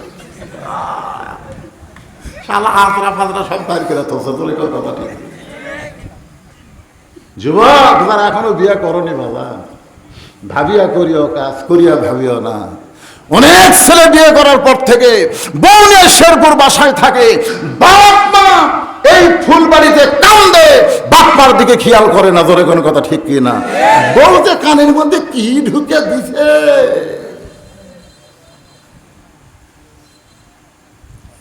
হোসাইন বলতেছে বিয়ে যদি করতে হয় আমার নানার মতন বিয়ে করব। বাবার হাত ধরে বলতেছে, বাবা আপনি সত্যি করে বলেন তো আমার মাও আপনার কেমন বউ? বলেন বাবা আমার মা আপনার কেমন বউ ছিল? আপনি যেমন বিয়ে করে আপনার ঘরটা জান্নাত বানাইছেন, আমার নানা যেমন বিয়ে করে নানার ঘরটা জান্নাত হয়েছে, আমি হোসেন সেই মেয়েকে করব বিয়া যে আমার ঘরটা ভাঙ্গা ঘর হলেও যেন আল্লাহ জান্নাত বানায়। ওমর ফারুক বলে, হোসাইন আমি যেই মেয়ের ঘটকারি করতেছি বাবা ওই মেয়েটা অত্যন্ত ভালো হবে। হোসাইন বলতেছে আপনার কাছে ভালো হলেও আমার কাছে ভালো নাও হতে পারে। ওমর ফারুক বলে তোমার কাছে কোন মেয়ে ভালো হবে? হোসাইন বলতেছে আমি সেই মেয়েকে বিয়ে করব যে মেয়ে আমার 3টা প্রশ্নের উত্তর দিবার পারবে। আঙ্গুলের দিকে তাকান, কয়টা? 3টা প্রশ্নের উত্তর দিবার পারবে। ওমর ফারুক বলে হোসেন কি 3টা প্রশ্ন? হোসেন বলতেছে আমি যে মেয়েকে বিয়ে করব সে মেয়ের কাছেই শুধু প্রশ্ন করব, দুনিয়ার অন্য কারোর কাছে প্রশ্ন আউট করব না। ওমর ফারুক বলে আলী ভাই কি 3টা প্রশ্ন করবে? হোসেন আপনার জানা আছে? আলী বলতেছে আজকে জীবনের প্রথম শুনলাম।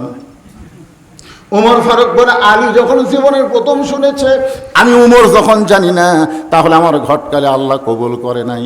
মেয়েটার কাছে গিয়া বলতেছে মা আমার আব্দুল্লাহকে বিয়ে কর, তোর জীবন শান্তিময় হবে। মেয়েটা বলতেছে যদি আপনি একবার বলেন হোসেনের চাইতে ভালো তাহলে আমার বিয়ে করতে আপত্তি নেই, আর যদি হোসেনের চাইতে আব্দুল্লাহ খারাপ হয় তাহলে আমি হোসেনকে করব বিয়া। ওমর ফারুক বলে মা গো হোসেন সেই মেয়েকে বিয়ে করবে যে 3টা প্রশ্নের উত্তর দিবার পারবে। তুমি কি পারবা মা?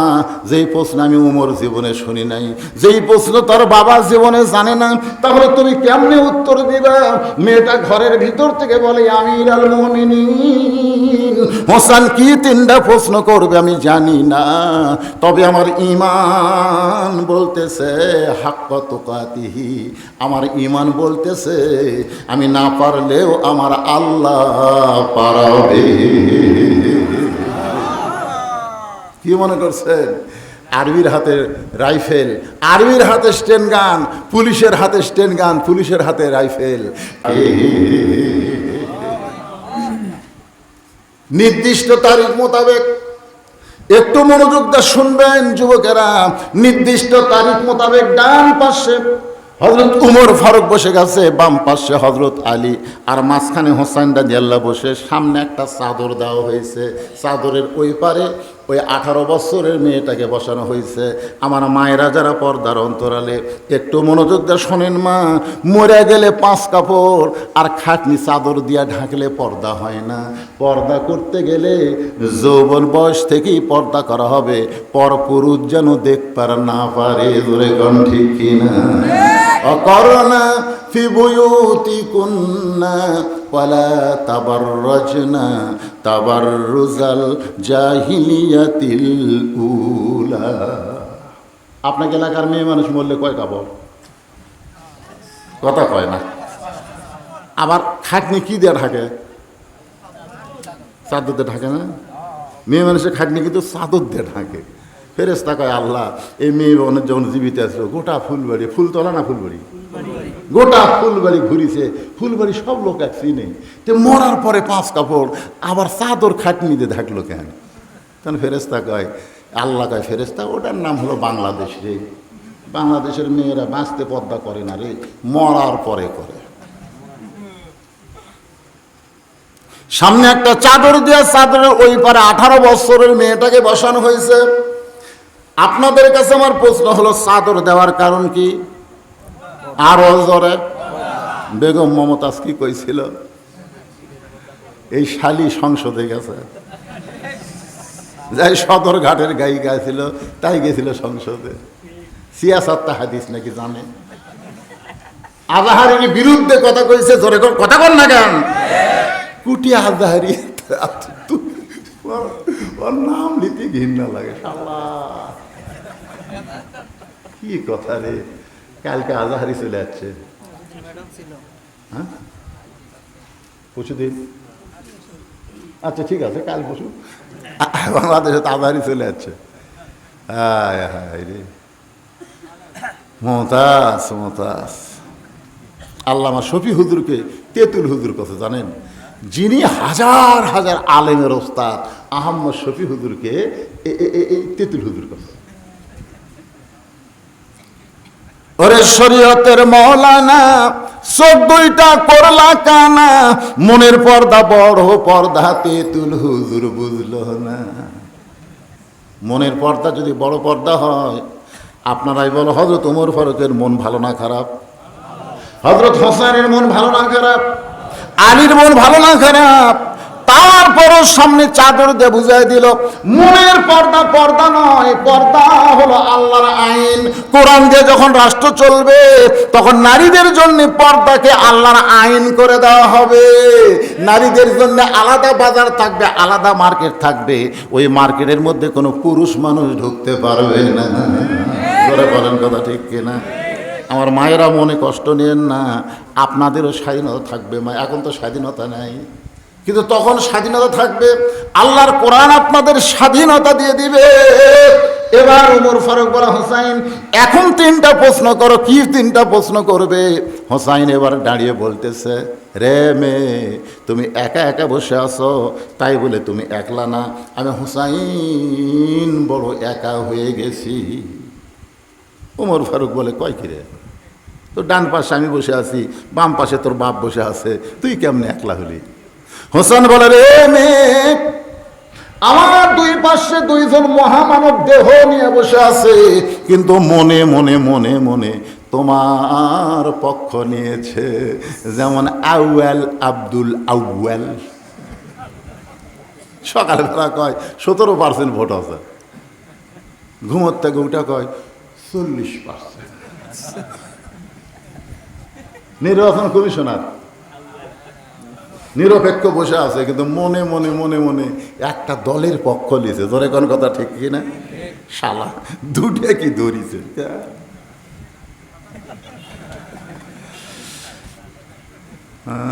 ডক্টর ইউনূসকে তোমরা চেনো না বাজান? প্রথমে আসাই কয় হাসিনা আমাকে 2 বার চুবড়া বাড়ছে। আমি মরা না যাই পদ্মা নদী 2 বার চুবড়ে। এই কথা যে লোকটা বলতেছে তাই সহজে ছাড়বি? সুযোগ দিছে, একটু ঘর ঘর একটু ঘর ঘোরার পরে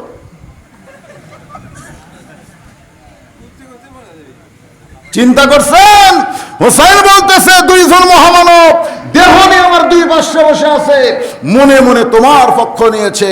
বাংলাদেশের বিচারকেরা, বাংলাদেশের কমিশনেরা নিরপেক্ষ বসেছিল, কিন্তু একটা দলের পক্ষ নিয়েছিল।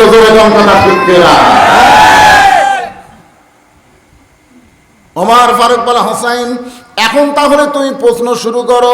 এবার হোসেন বলে, রে মেয়ে আমার 3টা প্রশ্নের মধ্যে 1 নম্বর প্রশ্ন হলো, আমার মাকে তুমি জানো? আমি কোন মায়ের সন্তান? হযরত আলী চমকে উঠছে, কিন্তু বেটার সাথে আমি আইছি আর আমার কথা না কয়া মায়ের কথা কয়। বাবা আনন্দে মাতিয়া সাগরে ভাসাইয়া সেই যে চইলা যায় খবর লয় না। মাজন ধরিয়াই উদরে কতই যত্ন করে, 10 মাস পরে পায় প্রসবের বেদনা। এমন দরদি ভবে কেউ হবে না আমার মা গো। বাবা যদি ভালো হয় সন্তান ভালো হওয়ার কোনো গ্যারান্টি নাই, আর মা যদি ভালো হয় সন্তান আল্লাহর ওলি হয়। এই জন্য একজন খ্রিস্টান বলেছে, ভালো একটা সন্তান যদি তোমরা দুনিয়াতে চাও তাহলে ভালো একটা মায়ের দরকার। জোরে কোন কিসের দরকার? এখনকার মায়েরা ভালো সন্তান কেমনে দিবে? ভালো সন্তান তো পাবি না। এই সামান্য একটু পেট ফুলে উঠছে, ডাক্তারের কাছে যায়, বলছি ডাক্তার সাহেব আর কয়দিন? তো হচ্ছে এখনো 15 দিন আছে। 15 দিন পরে যায়, দেখে ডাক্তার সাহেব আপনি যে তারিখ দিয়েছেন 15 দিন, তো খবর কি? ডাক্তার দেখে চল তো ভালোই আছে, নর্মালি 3 দিন পর হবি, নর্মালে 3 দিন পরে হবি। তো ডাক্তার টাকা খাওয়ার জন্য বলতেছে পানি নাই, পানি শুকে গেছে, লড়তেছে না। 3 দিন পরে ওর ঘুম ভাঙবি, 3 দিন আগে পেট কাটছে। পেট কাটা দেখে বাবু ঘুমের মধ্যে আছে। নার্স সাহেব কয় ডাক্তার ই তো ঘুমত আছে, কর্ম কি? কয় বাইর করে পাও ধরে একটা ঘুম, এই পাও দেবারে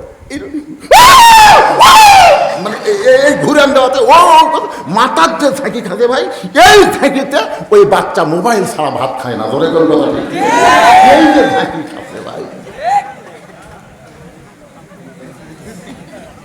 এই যে ঘুরতেছে, কতগুলো ঘুরতেছে, খুঁজলে দেখেন সব করা সিজার করা, সব করা।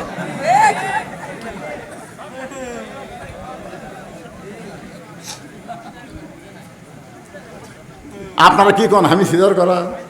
কে ভাই সিজার করা? এটি একটাও সিজার করে না। কি বলবো প্রসবের কথা, মা বিনে সেই ব্যথা কেউ তো বুঝিবে না। মাজন ঠেকিয়া সন্তানের দায় অকালে মা মারা যায়, মাজন ঠেকিয়া সন্তানের দায় অকালে মা মারা যায়। কেন সে মায়ের ভক্তি করো না, এমন দরদি ভবে কেউ হবে না আমার মা, মা গো। হোসেন বলতেছে, রে মেয়ে আমার মাকে তুমি জানো? মেয়েটা পর্দার উপর থেকে বলে, হোসেন আপনার মাকে আমি চিনি। যেই কইছে চিনি, ওমর ফারুক জিব্বাত কামড় খাচ্ছে। হোসেন মুসকি মুসকি হাসতেছে, আর হযরত আলীর চোখটা দর দর করে পানি পড়তেছে। উমর ফারুক জিব্বাত কামড় খাওয়ার কারণ হলো হোসেনের মা ফাতেমাকে দুনিয়ার কোনো মানুষ চিনে না, কারণ এমন পর্দা নিশি তাকে দুনিয়ার কেউ চিনে। হযরত আলীর চোখের মধ্যে পানি, আমি নিজেও চিনি না। কবর দেওয়ার পরে জান্নাতুল বাকিতে কবর দেওয়ার পরে বলতেছে, আল্লাহ ফাতেমার কবরকে তুমি কবুল করে নাও। এ দোয়া করার পরে হযরত আলী তাকায় দেখে সামনে কয়েকটা পুরাতন কবর দেখা যায়। এইমাত্র ফাতেমাকে কবর দিল, সেই নতুন কবর গেল কোন জায়গায়? গোটা জান্নাতুল বাকি। হযরত আলী দৌড়ায় বলে, ফাতেমার কবর, ফাতেমার কবর। কে যেন ডাক দেয়, বলে আলী রে, ফাতেমা পর্দা নিশি, আমি আল্লাহ জোহরা ডিগ্রি দিয়া ফাতেমার কবরটাকে কিয়ামত পর্যন্ত পর্দা করে দিয়েছি। যেই ফাতেমার পর্দা পর্যন্ত, কবর পর্যন্ত দুনিয়ার কেউ চিনে না, আর এই মেয়েটা কয় আমি চিনি। উমর ফারুক জিব্বাত কামড় খাইছে, আর হযরত আলী চোখ দিয়ে পানি পড়তেছে, আর হোসাইন খালি মুসকি মুসকি হাসতেছে। মেয়েটা কিছুক্ষণ পরে বলতেছে, ও প্রশ্নকারী, আমি যে উত্তর দিলাম হলো কি হলো না? 3 বিচারক যে কিছুই কন না। উমর ফারুক বলে, কেমনে হবে? হোসেন প্রশ্ন করেছে, আমার মাকে জানো? তুমি বললে আমি চিনি। মেয়েটা বলতে, হোসাইন আপনার মায়ের চোখের ভুরু জোড়া ছিল, আপনার মায়ের বাম গালে গালো একটা তিল ছিল, আপনার মায়ের থুতুনির তলে লাল একটা দাগ ছিল। আলী চিল্লায় বলতেছে, মা যা বলছিস বলছিস, আর বলিস না মা, আমাদের 3 জনের মধ্যে একজন পরপুরুষ আছে, আপনার বলেন তো পরপুরুষের নাম কি? আরো জোরে বলেন নাম কি? যে উমর নবীর পরে নবী হওয়ার যোগ্যতা রাখে, সেই উমর যদি পরপুরুষ হয়, তাহলে মুরিদের বইয়ের কাছে পীর কোন পুরুষ? এ কথা কন না কেন, কোন পুরুষ? এই মাজার ভাঙ্গালিয়া কতগুলো বক্তা খালি চিল্লা চিল্লি করতেছে, কোন আল্লাহর ওলির মাজার কেউ ভাঙবে না, ওই ভণ্ডর মাজার। আমি দেখছি চিটাঙ্গে একটা মাজারের নাম হলো লেদা শাহ, কি শাহ, আর একটা মাজারের নাম হলো ঘোড়া শাহ। তাই বললাম কে ভাই এই লেদা শাহ কেন হলো? বলে হুজুর ঘোড়া লাগিয়েছিল, সেই লাদ ঢাকে দিয়ে এর মাজার করছে লেদা শাহ। তো ঘোড়া আসা কি বলে? ওই লাদা ঘোড়া উঠি যায় মরছে, ওই ঘোড়া কবর দেয়, এটা হচ্ছে ঘোড়া আসা। তো তাহলে আসল শাকুটি এই ঘোড়া চড়ে যায় বাড়াছে এই হুজুর কুটি, সে হুজুর আরো 30 মাইল দূরে। তো তাহলে আসলটা থুয়া এই লেদা শাক ঘোড়া শাক ভাঙ্গা দরকার আছে না? কথা বল না আপনারা কোন আপনাদের শেরপুরের কোন আল্লাহর মাজার কেউ ভাঙবে যাচ্ছে? কথা বলে ভাঙবে যাচ্ছে? এই লেদা শা ঘোড়া শা এইগুলো থেকে লাভ কি? একটু মনোযোগ দিয়ে শুনবেন। মেয়েটা বলতে যে হোসাইন আপনার মায়ের চোখের ভুরু, হোসাইন আমি দুনিয়ার সাধারণ ঘরের কোনো মেয়ে না, আমার দাদা হলো রোম সম্রাট কাইসার। একদিন আমার দাদা আমাকে বললো, নাতনি রে আজকে রোমের রাজ দরবারে খেলা হবে, তুই কি খেলা দেখতে যাবি? আমি 6 বছরের ছোট্ট মেয়ে খেলা দেখতে গিয়ে দেখি একটা মানুষের 2টা চোখ কালো কাপড় দিয়ে বাঁধা, ওই মানুষের 2টা হাত রশি দিয়ে বাঁধা, ওই মানুষের 2টা পা লোহার শিকল দিয়ে আটকানো। আমি বললাম দাদা ভাই খেলা দেখার কথা বলে নিয়ে এসে আমাকে আপনি কি দেখাচ্ছেন? আমার দাদা বলতেছে, না তীরে ওইটা একটা মুসলমানকে আমরা আটকায় রাখছি, এই মুসলমানকে নিয়ে আজকে খেলা করব। ওই যে তাকায় দেখ আগুনের চুলা দাউ দাউ করে জ্বলতেছে, ওই চুলের উপর একটা ডেকচিতে মনে মনে তেল, তলের আগুনে তেল টকবক করতেছে। ওই মুসলমানকে হাত পা বাঁধা অবস্থায় উত্তপ্ত তেলের মধ্যে ফেলে দেব, মুসলমান তেলে পড়ে মরে যাবে। আজকের খেলার নাম হলো মুসলমান মারার খেলা। আমি 6 বছরের ছোট্ট মেয়ে বললাম, দাদু ভাই ওই মুসলমানকে কি মাফ করা যায় না? উত্তপ্ত তেলের মধ্যে পুড়ে মারার চাইতে এই মুসলমানকে কি মাফ করা যায় না? আমার দাদা বলতেছে 100 বার মাফ করা যায়, খালি একটা বার যদি বলে আল্লাহ রাসূল মানি না, খালি বলবে আল্লাহ রাসূল মানি না, হাতের বাঁধন খুলে দিব, চোখের বাঁধন খুলে দিব, পায়ের শিকল খুলে দিব। আমি তখন ছোট্ট মেয়ে মুসলমানের কাছে গিয়ে বললাম, মুসলমান তোমার চোখ 2টা বাঁধা আছে, তোমার হাত বাঁধা, তোমার পা আটকানো আছে, তুমি কি জানো মুসলমান আমার দাদা রোম সম্রাট কাইসার খ্রিস্টান, তোমাকে চুলার মধ্যে পুড়ে মারবে, তুমি যদি বাঁচবার চাও তাহলে একটা বার বলো আল্লাহ রাসূল মানি না। মুসলমান বলে, রে ছোট্ট মেয়ে আমার চোখ বাঁধা আছে, হাত বাঁধা আছে, পা শিকল আটকানো আছে, কিন্তু আমার মুখ বাঁধা নেই। আমার মুখ থেকে আমি চিৎকার করে বলতেছি দরকার হলে জীবন দিব, কিন্তু 1 মুহূর্তের জন্যে আল্লাহ রাসূলকে ছাড়ব না। মেয়েটা বলে, হোসাইন আমার সামনেই মুসলমানকে উত্তপ্ত তেলের মধ্যে যখন ফেলে দিচ্ছে, আমি তাকায় দিকে মুসলমান মুচকি মুচকি হাসতেছে, আর পবিত্র কোরআন থেকে একটা আয়াত তেলাওয়াত করতেছে, ওয়ালা তাকুলু লিমান ইউকতালু ফি সাবিলিল্লাহি আমওয়াতুন বাল আহইয়াউ ওয়ালাকিন লা তাশউরুন। রে খ্রিস্টানেরা তোমরা মনে করতেছো উত্তপ্ত তেলের মধ্যে ফেলে দিয়ে আমাকে হত্যা করবা, কিন্তু আমার আল্লাহ বলেছে আল্লাহর পথে কাউকে যখন হত্যা করা হয় তোমরা তাদেরকে মৃত্যু বলো না, আল্লাহ বলেছে তারা জীবিত।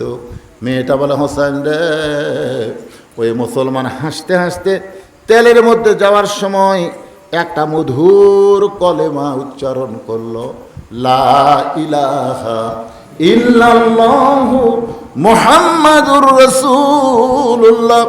ওই মধুর কলেমা আমি 6 বছরের ছোট্ট মেয়ের কানের মধ্যে দিয়া দেহের মধ্যে ঢুকে গেল, কলিজার মধ্যে। আমি তখন এক দৌড়ে বাড়িতে গেলাম, আমার মায়ের সামনে গিয়ে বললাম, মা, লা ইলাহা ইল্লাল্লাহ মুহাম্মদ রাসূলুল্লাহ। আমার মা বলতেছে, তুই না তোর দাদার সঙ্গে খেলা দেখতে গেলি, এই মুসলমানের কলমা কোথায় পাইলি? এই কলমা কইলে তোর বাপ দাদা তোকে হত্যা করবে।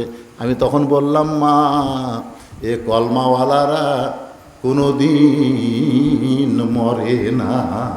সোনালো বলে, এই কলমাওয়ালারা কোনোদিন মরে না মা, এরা কবর দিয়া জান্নাতে ইল্লিন নামক জায়গানে এদের বাসস্থান হয়। মেয়েটা বলে, হোসেন রে, সেই ছোট্ট অবস্থায় দাদার রাজ্যে আমি একজন মুসলমানের কাছ থেকে ঈমান পেয়েছি, আজ অবস্থায় এই ঈমানটা আমি কলিজার মধ্যে ধারণ করেছি। হোসেন বলে, রে মেয়ে, 2 নম্বর প্রশ্নের উত্তর যেমন আশা করেছিলাম তার চাইতে 1000 গুণ তুমি সুন্দর দিয়েছ। ওমর ফারুক বলে, আলী রে, আমার ঘটকালে আল্লাহ কবুল করেছে। হোসেন বলতেছে, না, 99 না পাইলে আমি বিয়ে করব না। 2 প্রশ্নের উত্তর দিয়ে 66 হচ্ছে, এখনও 33 বাকি আছে। ওমর ফারুক বলে, হোসাইন, তাহলে 3 নম্বর প্রশ্ন করো। এবার হোসাইন 3 নম্বর প্রশ্ন করতেছে। রে যুবকেরা যারা এখানে বসে আছো বাবা, একটু মনোযোগ দিয়ে শুনবা। 3 নম্বর প্রশ্ন হলো, বিবাহের পরে, বিয়ার আগে না, বিবাহের পরে আমার সঙ্গী তোমার থাকতে হবে। বিবাহের আগে না পরে? আমাদের বাংলাদেশের যুবকেরা মজা মারে কখন? বিয়ার আগে মোবাইল করতেছে, তুমি আমার জীবন, রাতে ঘুম হয় না গো, কোলবালস বুকের তলে দিয়ে বসে থাকি, ওগো কলিজা, এক রাত যায় মনে হয় 1 বছর যায়। হাই রে, বিয়ার আগে রে কথা ভাই, আল্লাহর কি কাম, ওর সাথে ওর বিয়ে আছে। এখন বউ ঘরে দেয়, ওই লাখ টাকা ঘুম পাড়ে। বউ কে গো, 1 রাত না দেখলে তোমার 1 বছর যায়, আর তোমার ঘরত আমি লাখ টাকা ঘুম পাড়ো। এই বিয়ার আগে এগুলো এমনি এমনি। এই জন্যে হোসাইন জান্নাতি যুবকদের সর্দার। তোমরা যদি হোসাইনের অধীনে জান্নাতে যাওয়ার চাও, তাহলে বিবাহের আগে কোনো কিছু চলবে না, যা কিছু চলবে বিবাহের পরে। হোসাইন 3 নম্বর প্রশ্ন করেছে, বিবাহের পরে আমার সঙ্গী তোমার থাকতে হবে। শত বিপদ আপদ মুসিবত আসলেও থাকা লাগবে। মেয়েটা খালি ফোঁপায় ফোঁপায় কান্দে। ওমর ফারুক বললেন, না, সহজ 2টা প্রশ্নের কঠিন 2টা প্রশ্নের উত্তর দিয়ে দিলা, আরে সহজ প্রশ্নের উত্তরে কেন কাঁদতেছ? মেয়েটা বলতেছে, আমির আল মুমিনিন, আমি যদি বলি হোসাইন বিয়ার পরে আপনার সঙ্গে আমি থাকবো, এ সহজ উত্তরে হোসাইনের মন খুশি হবে না? আলী বলতেছে, তাহলে কেমনে কি উত্তর দিবা? মেয়েটা বলতেছে, হোসাইন রে, আয়ুব নামে একজন নবী ছিল, নবীটার নাম ছিল আয়ুব নবী। জোরে কোন, কি নবী? আয়ুব নবী একজন নবী ছিলেন। তার চাকর নাকর, তার একটা বাদশাহী ছিল, অনেকগুলো বিবি ছিল। আয়ুব নবী যখন অসুস্থ হয়ে গেল, এমনকি তার গোটা দেহ পর্যন্ত পোকা ধরল, এমনকি দেহের দুর্গন্ধ পর্যন্ত হলো। তার বাদশাহী চলে গেল, চাকর নকর যারা ছিল সবাই তাকে ছেড়ে চলে গেল। তার যতগুলো বউ ছিল সব বউ তাকে ছেড়ে গেল। তাকে লোকালয়ের দুর্গন্ধ সহ্য করবার না পাইরা একটা জঙ্গলের মধ্যে রেখে আসলো। ওই জঙ্গলে একটা বউ আয়ুব নবীকে ছাড়ে নাই। তখন আয়ুব নবীর সঙ্গে ছিল ওই বিবির নাম হলো রহিমা। ওই রহিমার মতো বিয়ার পরে আমি আপনার সঙ্গে থাকতে চাই। হুসাইন রাদিয়াল্লাহু বললেন, আমার আর কোনো আপত্তি নেই।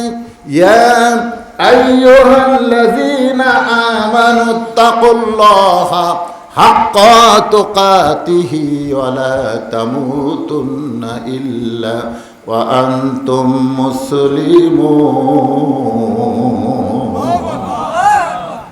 আজকের যে লম্বা আলোচনা, এই আলোচনা বক্তা এবং শ্রোতা সবাইকে আমল করে মুসলমান করে আল্লাহ যেন কবরে যাওয়ার তৌফিক দান করে। সকলে বলি আল্লাহুম্মা আমিন।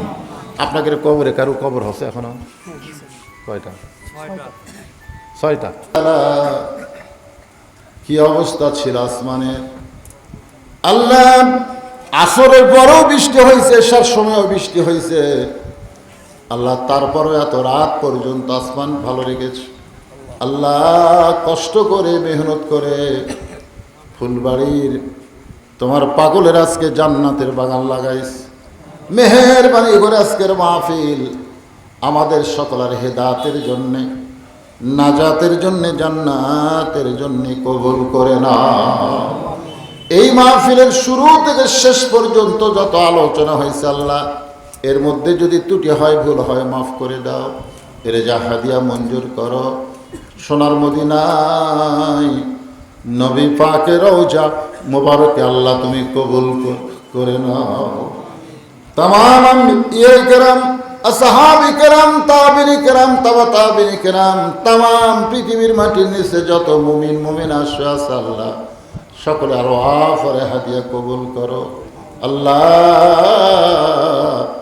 আমরা যারা হাত তুলেছি, আমাদের জনম দুঃখনী মা বাবা যাদের খবরে চলে গেছে, সকলে পড়েন রব্বির হামহুমা কামা রব্বায়ানি সগীরা। আল্লাহ বাপ্পার কবরকে জান্নাতের টুকরা বানায় দাও। আল্লাহ যে গোরস্থানে 6টা কবরগুলোকে জান্নাতের টুকরা বানা। কষ্ট করে মেহনত করে যারা আয়োজন করেছে তাদের সকলকে জান্নাতি কবুল করো। পর্দার অন্তরালের মা বোনেরা আবিদা সালিহা পর্দানি কবুল করে মা ফাতেমার চরিত্র দান করো। গোরস্থানের সভাপতি, সহসভাপতি, সেক্রেটারি, কেশিয়ার সদস্য আল্লাহ সকলকে কবুল করো। আজকের মাহফিলের সম্মানিত সভাপতি, আজকের মাহফিলের সহসভাপতি, আজকের মাহফিলের প্রধান অতিথি, বিশেষ অতিথিবৃন্দদেরকে আল্লাহ তুমি কবুল করো। আলেম ওলামাদের কবুল করো। আমি অসুস্থ, আমার মতো অসুস্থ হয়ে যারা হাত তুলেছে সকলকে সুস্থতার নিয়ামত দান করো।